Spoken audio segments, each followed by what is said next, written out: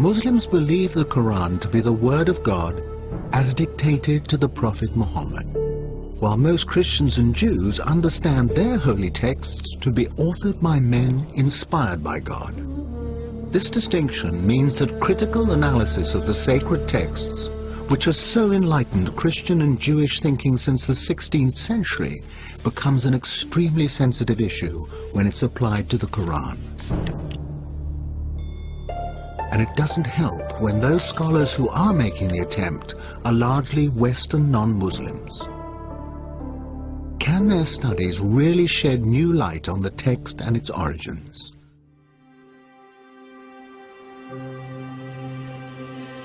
In 1972, during the restoration of the Great Mosque of Sana'a, capital of North Yemen, workers discovered a mash of old parchments in a loft between the inner and outer roofs.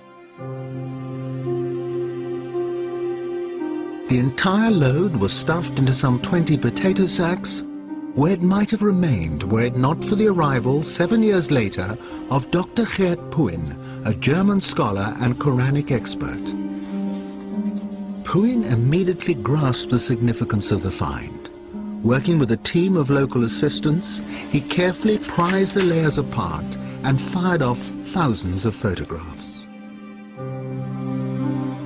4 fragments immediately caught Puin's attention. They contained the first and last chapters of the Quran, and unlike any other Qurans in existence, they were illustrated with architectural drawings of mosques. A vital clue to their origin. Because of its drawings, because of the art historical context, you can date this Quran very precisely to the time of Al-Walid. This is the reign between 705 and 715. The oldest datable Quran in the world, created some 70 years after the death of the Prophet. From the potato sacks, Puin identified fragments from nearly 1,000 different Qurans. Comparisons between them and the standard Cairo text in use today are startling. These early texts are written in a kind of shorthand with no vowel markings or distinguishing dots, which means that individual words can have up to 30 different meanings. Es ist tatsächlich so, dass man durch die schiere Existenz The sheer existence of so many different possible readings would suggest that this text wasn't passed down word for word. Der Text eben nicht wortwörtlich überliefert. The text isn't as stable as it seems in the Cairo version. In der Fassung von Kairo erscheint. There was another important discovery amongst the Sana'a fragments. The application of simple forensic techniques revealed earlier texts that had been washed off and overwritten.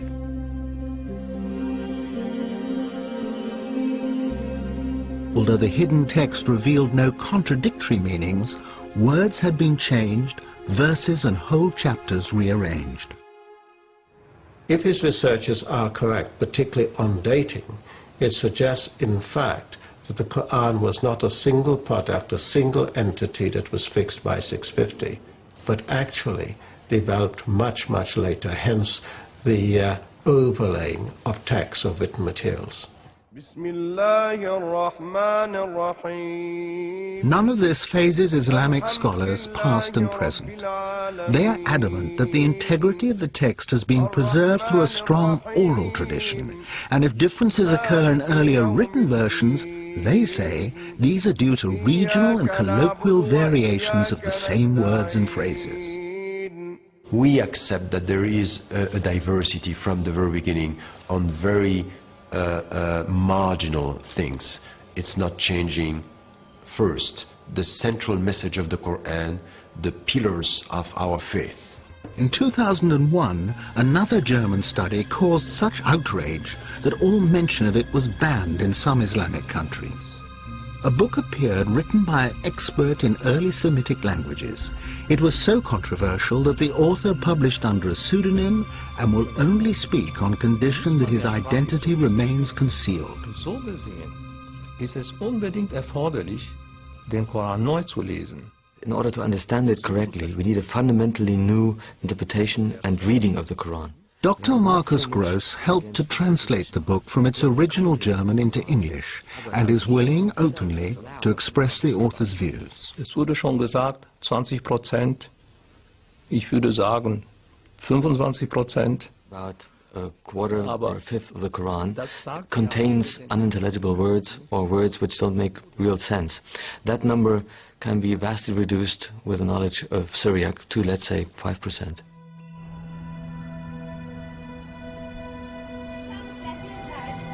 Syriac, or Syrio-Aramaic, had become one of the dominant languages of Christian liturgy by the 3rd century.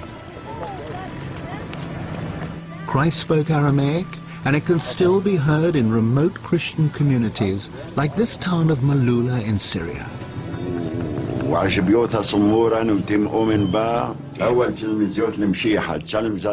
But at the time of Muhammad, Syrio-Aramaic was the major written and cultural language of the whole region. Written Arabic was in its infancy.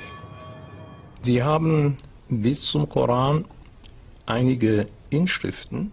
There are pre-Islamic inscriptions in Arabic, very short texts, but the first real book written in Arabic is the Quran. But you're saying the Quran is written in 2 languages. Ja, ich würde sagen, es gibt ja kaum eine Kultursprache. In many areas in the world, languages mix constantly, all the time. Denn to make it understandable to a speaker of English, you have to go back about 1,000 years.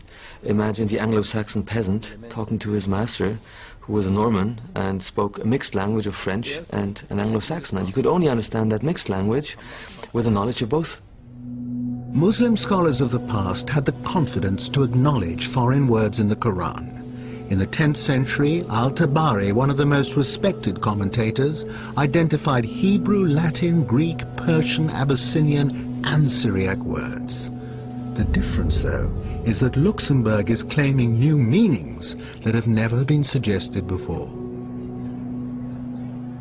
How can one German professor challenge the collective judgment of more than 1 billion people, and on what basis? What method does he use? Ich bin natürlich bemüht, zunächst einmal eine arabische Lesung und eine arabische. Whenever I try to find a solution for an unclear passage, the first step is to try to find an overlooked meaning of an Arabic word which is not used today, but which can be found in old dictionaries, something that the commentators didn't consider.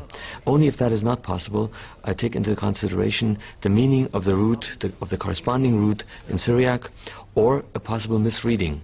Misreading in this case means that undotted text was dotted wrongly.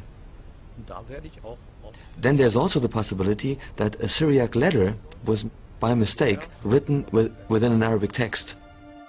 Using these methods, Luxembourg examined some of the most obscure passages of the Quran. After Mary has given birth to Jesus, in the Arabic Quran, the archangel says to her, "Be not sad, your Lord has placed a little river beneath you." In Luxembourg's version, "Be not sad, your Lord has made your delivery legitimate." And there are other highly contentious examples. God's command to a skeptic in Arabic, "Look at your food and drink, look at your ass," becomes "Look at your condition and look at your overall state." At the end of the world, the earth steps forward in Arabic. In Syriac, the earth splits open. Plausible to some, but do any of these changes affect the central precepts of Islam? Or is Luxembourg just adding a little poetic color here and there? Was soziale Gepflogenheiten angeht, wie zum Beispiel... It's certainly not key precepts like the existence of God or afterlife, which is challenged by my interpretation, but many everyday customs. One example is the veil.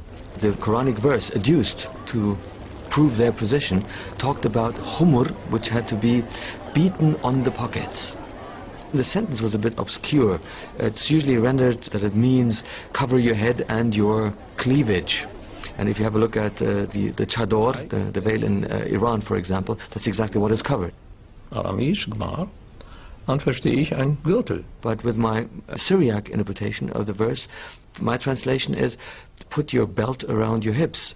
And the belt was a sign of chastity, also especially used by monks. So that makes it much more meaningful. But Luxemburg's interpretation of paradise causes the greatest offense. In the Iranian city of Isfahan, there's a 17th century palace built to represent the gates of heaven. The cool greens of the gardens beyond express the longings of a desert people and are beautifully described in the Quran, along with flowing fountains and the favors of huris, usually understood as wide-eyed virgins.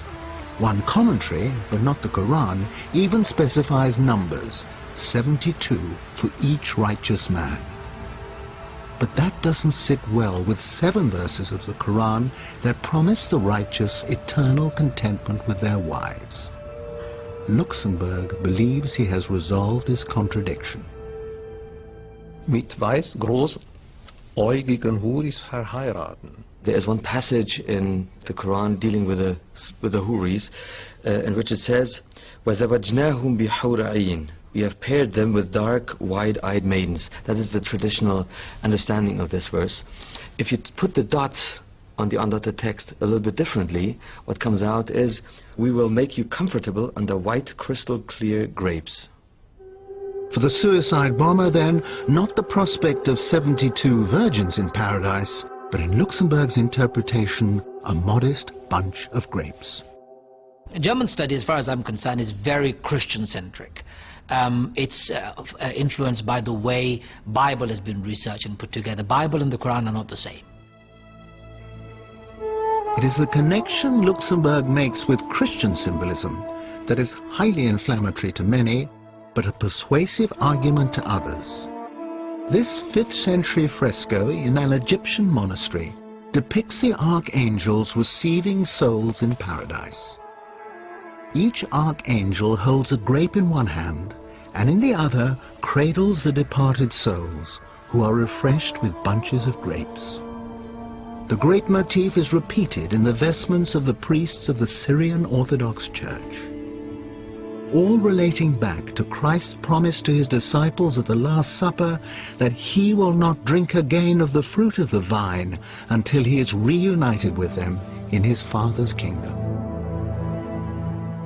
If foreign words were in the Arabic dictionary at the time of the Prophet, surely they had evolved into an Arabic meaning.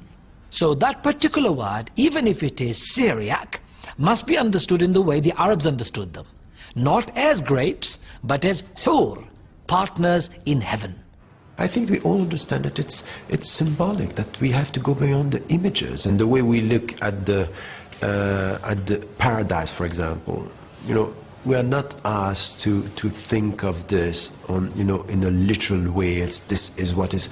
We don't know. It's just for us a description of what is going to be beautiful beyond your imagination.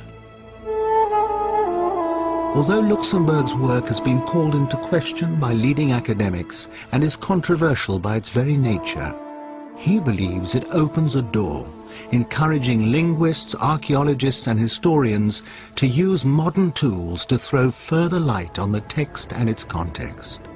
For some Muslim scholars, that is in the Quranic spirit of free inquiry and no threat to those who are robust in their faith.